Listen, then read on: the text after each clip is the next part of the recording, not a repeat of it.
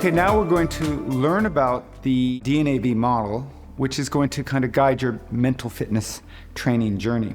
This model is based on the best available scientific evidence, but what I've done is used a kind of metaphor, which we're going to call discover, noticer, advisor, and values, as you see in this diagram, of the core skills that you need to achieve mental fitness and to get the things you want in life.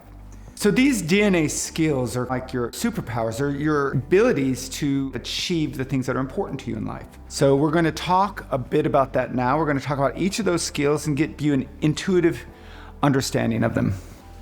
So we'll start with the first of the abilities, and we call this your advisor. And you can think of your advisor as your inner voice, that voice that's always giving you advice. It's always kind of trying to evaluate and judge the world, make predictions, problem solve.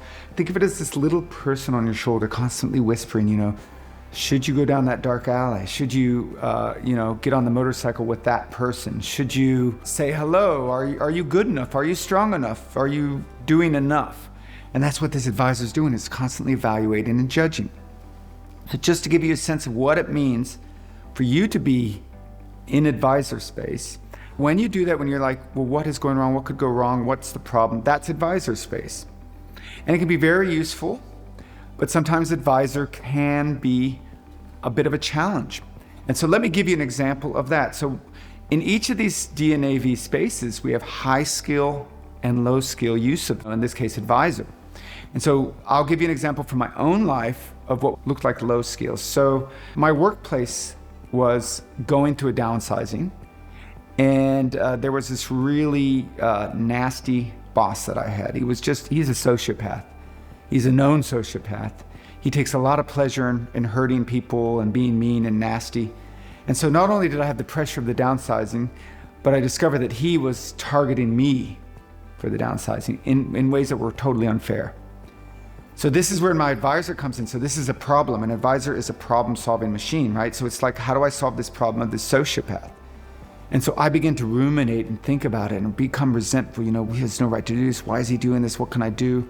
What kind of person am I? Am I going to be able to be a good provider still? Am I going to be a man still? Am I going to lose everything?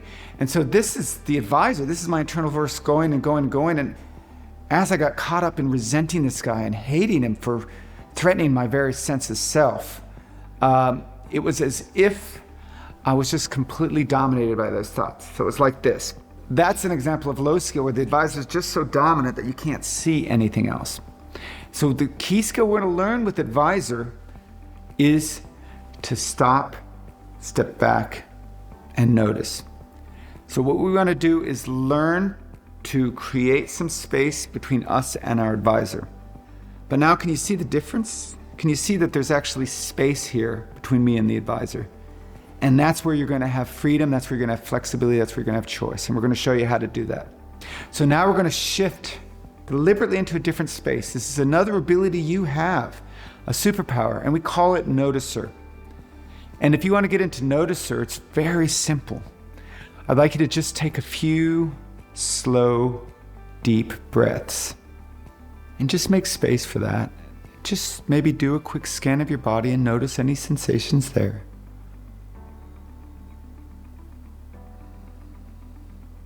And now you're in a very different space. You're in noticer space. And like advisor, noticer has a high skill version and a low skill version.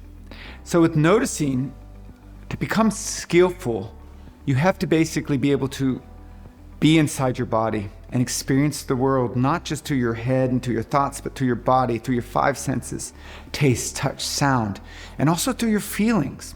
And so a low skill noticer is somebody who's pushing away and avoiding feelings.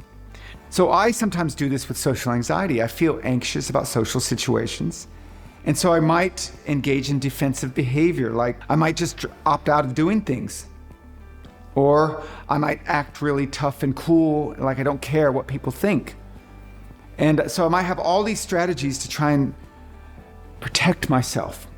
And all these strategies are basically pushing those feelings away. So that's a low skill noticer. And the reason that it's low skill is because a lot of those pushing away strategies are destructive. They don't actually get rid of the feelings, as we'll find out later. they can actually amplify them. So here's what a high skill noticer is like. They're able to, instead of pushing away and using all that effort to control, to not have drinking or avoiding or procrastinating or opting out of things, they're pushing away those feelings. Instead of doing that effortful pushing away, they learn to allow and make space for those feelings. So a high skill noticer is somebody who's at peace with their body, able to kind of hold their feelings without engaging in these destructive control strategies. You can think of advisor as your thoughts, noticer kind of like your feelings if you want to keep it really simple, and discover is the actions you do, the things that you take, and it's often new actions. So one of the most important things for you to kind of develop and grow and develop into your best possible self is that you're going to have to sometimes leave your comfort zone and do things that are new, things that you haven't done before, or things that risk making a mistake, making yourself look bad, or failing. And that's the discover. The discover zone is where you actually go and you do things with your hands and feet, physically do new things that are often uncomfortable. So let me give you an example from my own life. So for the longest time, going back from when I was like a young person to even middle age, as a young person, I was picked on and bullied, and I used to laugh along with the joke, and that would just magnify the bullying. But I just kept doing that. So that's low discover skill, because I keep repeating the actions that I've always done and getting the same negative results.